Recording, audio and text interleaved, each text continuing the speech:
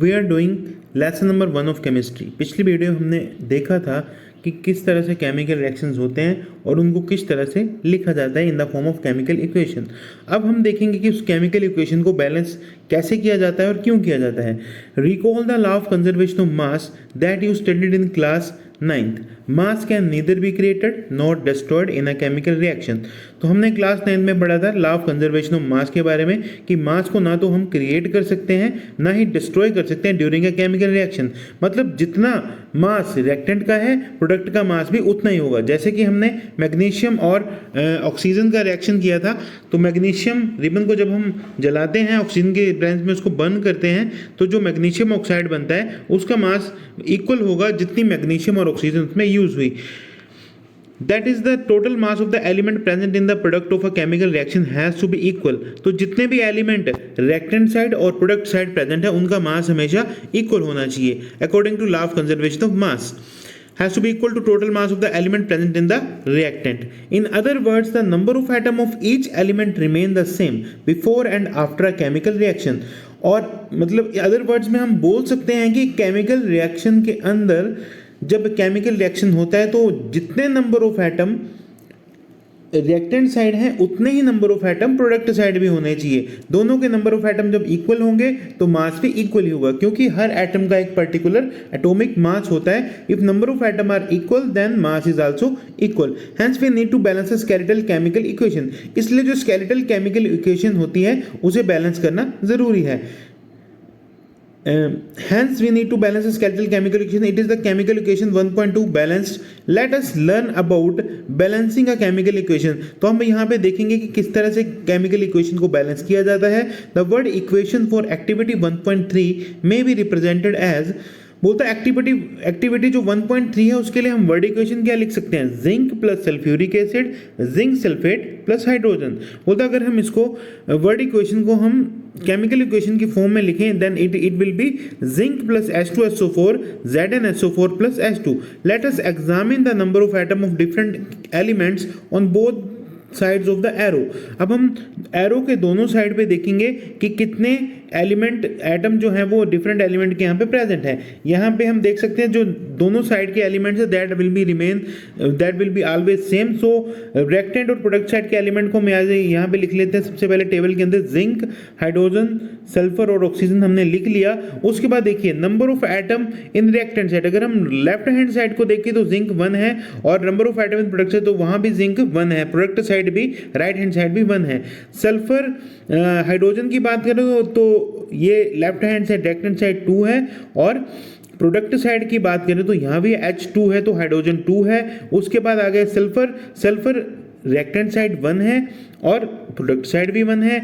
Oxygen जो reactant side है वो 4 है O4 एंड प्रोडक्ट साइड भी O4। As the number of atom of each element in the same is the same on both side of the arrow. अब arrow के दोनों side जो है एलिमेंट सेम है इसलिए ये इक्वेशन जो है वो ऑलरेडी बैलेंस्ड है। Let us try to balance following chemical equation. अब हम एक और केमिकल इक्वेशन यहाँ पे देखते हैं जैसे कि Fe plus H2O Fe3O4 plus H2। Now we will balance this chemical equation। अब इसको हम बैलेंस करेंगे। Step 1 to balance a chemical equation first draw boxes around each formula. Do not change anything inside the boxes while balancing the equation. जब equation balance करनी है तो बोलते हैं कि इनके अराउंड बॉक्सेस बना लो और बॉक्सेस के अंदर हम कुछ भी चेंज नहीं कर सकते। जो भी चेंज करेंगे बॉक्सेस के बाहर ही कर सकते हैं, बॉक्सेस के अंदर हम कोई चेंज नहीं कर सकते। Step number 2 list the number of atom of different element present in the unbalanced equation. अब इस अनबैलेंस्ड इक्वेशन में हम देखेंगे, देखो एलिमेंट जो है हमेशा रिएक्टेंट और प्रोडक्ट साइड सेम ही होंगे क्योंकि जो रिएक्टेंट है उसी को यूज करके हमने प्रोडक्ट बनाया है तो एलिमेंट ऑलवेज सेम। तो एलिमेंट यहाँ पे आ जाता है आयरन हाइड्रोजन और ऑक्सीजन। अब अगर हम रिएक्टेंट साइड देखें तो आयरन 1 है और प्रोडक्ट साइड देखें तो देखिए Fe3O4 है तो यहाँ पे आयरन 3 है।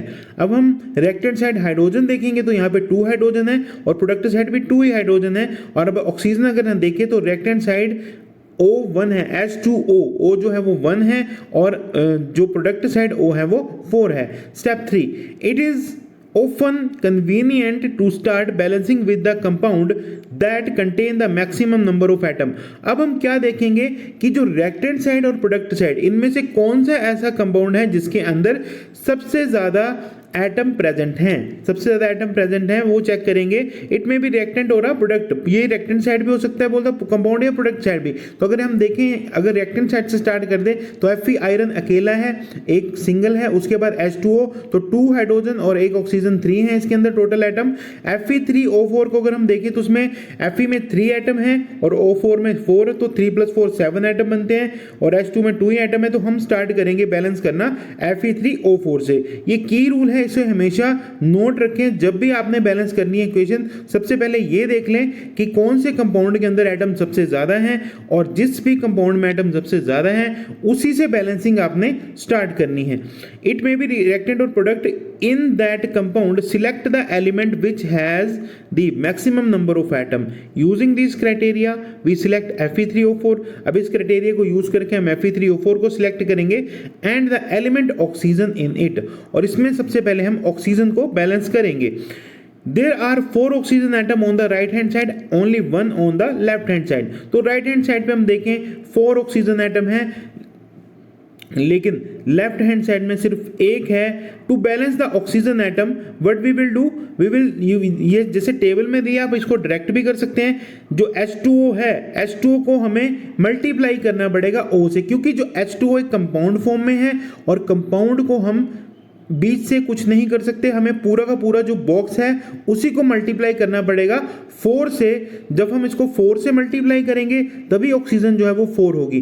जब हम इसको 4 से मल्टीप्लाई कर देंगे तो ये हाइड्रोजन जो H2 है ये भी 4 से मल्टीप्लाई कर जाएगा, और H2 जब 4 से मल्टीप्लाई करेगा तो ऑक्सीजन भी 4 से मल्टीप्लाई करेगा, तो ऑक्सीजन जो है वो 4 हो जाएंगे और H2 जो है वो 8 हो जाएंगे। Now Fe to equalize the number of atom it must be remembered that we cannot alter the formula of the compound। मतलब इसमें हम कंपाउंड के फॉर्मूला से को नहीं छेड़ सकते। जैसे यहाँ आप देख सकते हैं H2O जो है, हम H2O को एज इट इज रहने देंगे, जब इसके आगे हम 4 लगाएंगे तो H2 जो है 2 जो है वो 4 से मल्टीप्लाई करेगा, H 8 हो जाएंगे इस तरफ और ऑक्सीजन 4 हो जाएंगे। अब ऑक्सीजन तो बैलेंस हो गए, लेकिन यहाँ पे हाइड्रोजन जो है वो डिसबैलेंस हो गए। पहले हाइड्रोजन दोनों तरफ 2 थे, अब लेफ्ट हैंड साइड पे 8 हाइड्रोजन हो गए।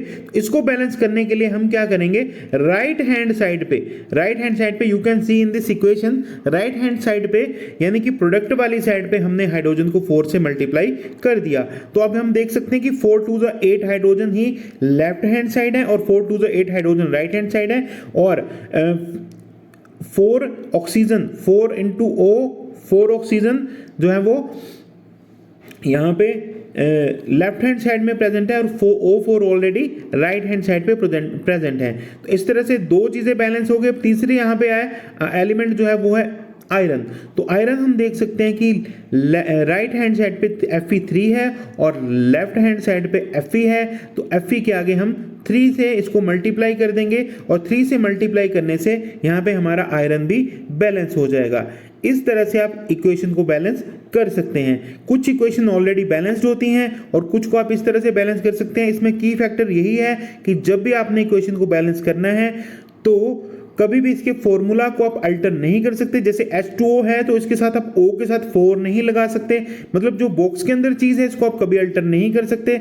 आप सिर्फ इसके आगे इसको मल्टीप्लाई करके बैलेंस कर सकते हो। अगर यहाँ पे 3Fe लिखा है और 4H2O लिखा है तो इसका मतलब आ जाता है कि 4 मॉलिक्यूल ऑफ H2O और 3 मॉलिक्यूल ऑफ या 3 मॉलिक्यूल ऑफ यहाँ पे आयरन। इस तरह से इसका मतलब ये होता है, और इसको आप मतलब फॉर्मूला को अल्टर किए बिना इस तरह से आप इसको बैलेंस कर सकते हैं। When you do the practice of these questions, then you will understand it very well.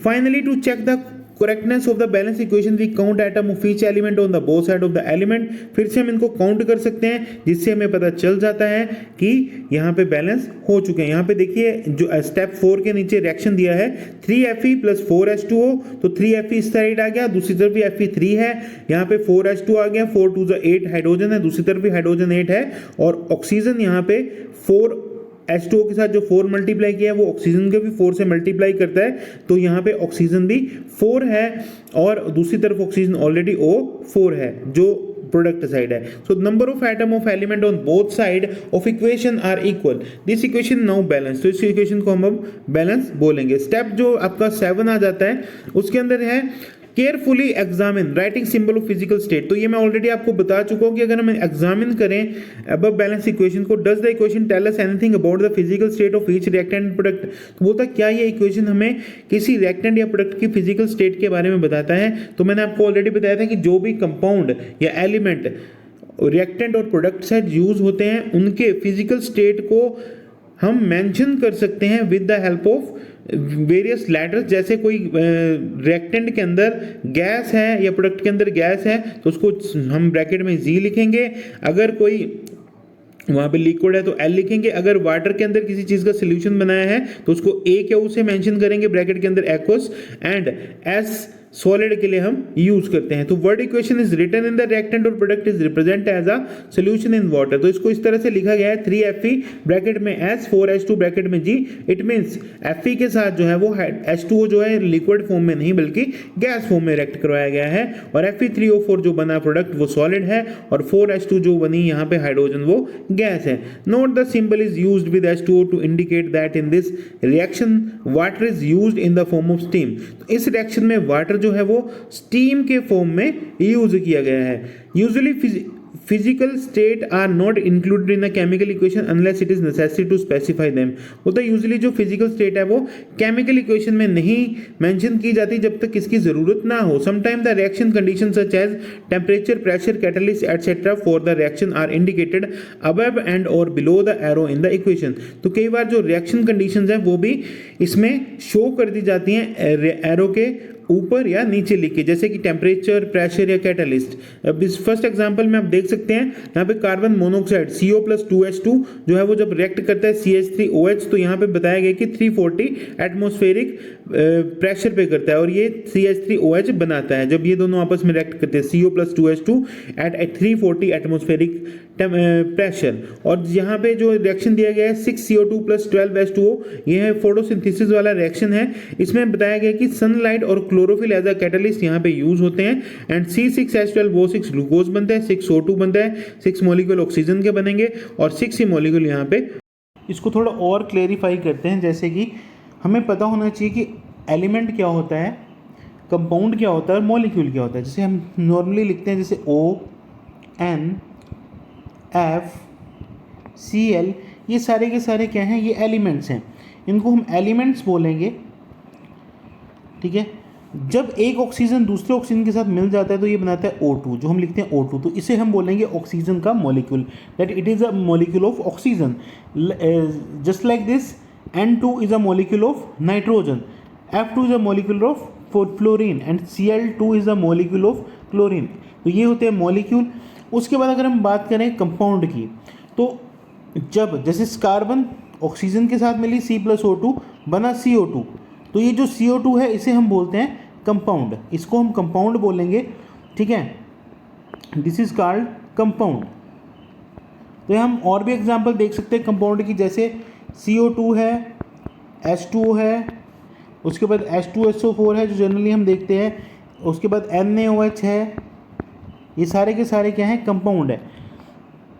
तो जब भी हम इक्वेशन बैलेंस करते हैं तो उसमें हमने एक चीज़ का ध्यान रखना है, कई बार इसमें इस तरह के आ जाते हैं इक्वेशंस बैलेंस करने के लिए, जैसे PbNO3 ट्वाइस। अब इसका क्या मतलब है, इसका मतलब हम इसको इसके एटम किस तरह से काउंट करेंगे। इसके एटम हम इस तरह से काउंट करेंगे, यहाँ पे जो 2 लगा है ब्रैकेट के बाहर, ये जो 2 है ये मल्टीप्लाई करता है 3 के साथ, और n जो 3 O3 है उसके 3 के साथ, और n जो है जहाँ पे कुछ नहीं लगा होता यहाँ पे होता है 1, तो ये 1 के साथ मल्टीप्लाई करता है। ठीक है, तो यहाँ पे n कितने हो जाते हैं टोटल, 2 और 3 2 जा, ये बन जाता है 6 और ऑक्सीजन 6। लेकिन जो ये लेड है ये हमेशा यहाँ पे 1 ही रहेगा। अगर हम इसको करते हैं बैलेंस, और बैलेंसिंग करने के दौरान अगर इसके आगे 2 लग जाता है तो ये 2 पूरे के पूरे इसके साथ मल्टीप्लाई कर जाता है। ठीक है, तो इसमें कोई कंफ्यूजन नहीं होनी चाहिए। ऐसे एक और एग्जांपल हम ले लेते हैं, जैसे CaOH2, तो इसका मतलब है ये जो 2 है ये मल्टीप्लाई करता है O के साथ, तो ये बन जाता है 2, और यहाँ पे हाइड्रोजन के साथ भी मल्टीप्लाई करता है 2, लेकिन ये जो सी कैल्शियम है इसको हम एक ही काउंट करेंगे, 1 ही काउंट करेंगे। अगर हम इसको सपोज यहाँ पे करते हैं, बैलेंस करने के लिए हमें लगाना पड़ता है 2, तो इसका मतलब यहाँ पे कैल्शियम के साथ साथ ये सभी के साथ मल्टीप्लाई करेगा, तो कैल्शियम यहाँ पे 2 हो जाएंगे, ऑक्सीजन इससे मल्टीप्लाई करके ऑलरेडी 2 थे, जब इस 2 से मल्टीप्लाई करेंगे तो बन जाएंगे 2 × 2 4, एंड जब हाइड्रोजन जो है इस 2 से मल्टीप्लाई करके बन जाएंगे यहाँ पे 4। So I hope you understand this. तो इसमें अक्सर कन्फ्यूज़न हो जाता है। दूसरी चीज़ जहाँ पे स्टूडेंट्स को कन्फ्यूज़न होता है, जैसे हम एक इक्वेशन का एग्जांपल यहाँ पे लेते हैं H2 + O2, तो ये हमारा बनता है H2O, ठीक है। जब हमने इस इक्वेशन को बैलेंस करना है, देखो हाइड्रोजन यहाँ भी 2 है, यहाँ भी 2 है, O2 जो है वो रिएक्टेंट साइड जो है, ऑक्सीजन जो है यहाँ पे 2 हैं ऑक्सीजन के एटम, और यहाँ पे 1 है, तो हम इसको कभी भी यहाँ पे 2 नहीं लिख सकते, ये गलत है। अगर यहाँ पे हम 2 लिखते हैं तो ये रॉन्ग है, इस तरह से हम नहीं कर सकते, क्योंकि मैंने ऑलरेडी आपको बताया है कि हम जो फॉर्मूला है उसको अल्टर नहीं कर सकते। ये जो चीज़ है इसको हम अल्टर नहीं कर सकते, जो भी करेंगे इसके बाहर ही करेंगे। तो हमें क्या करना पड़ेगा इस केस में, देखिए सिंपल है, इसको क्या करना है आपने, ऑक्सीजन यहाँ पे 2 है तो हमें यहाँ पे 2 ऑक्सीजन करना ही पड़ेगा। इसके लिए हमें पूरे H2O को 2 से मल्टीप्लाई करना पड़ेगा, इससे हाइड्रोजन यहाँ पे 4 हो जाएंगे, ऑक्सीजन यहाँ पे 2 हो जाएंगे। अब यहाँ पे अगर हम देखें तो हाइड्रोजन यहाँ पे हमारे 2 हैं और इस तरफ हाइड्रोजन 4 हो गए, ऑक्सीजन तो हो गए बराबर 2 ऑक्सीजन, ये 2 इससे मल्टीप्लाई करके 2 ऑक्सीजन हो गए, यहाँ भी 2 ऑक्सीजन है। अब इस हाइड्रोजन को यहाँ पे 4 करने के लिए हमें यहाँ पे आगे 2 लगाना पड़ेगा। सो यही जो है कुछ कन्फ्यूजन्स होते हैं जो मैंने आपके क्लियर कर दिया। अब इसके अब जब रिवीजन करेंगे तो आपको इसके बारे में ज़्यादा पता चलेगा। नेक्स्ट हम अगली वीडियो में डिस्कस करेंगे। Thank you.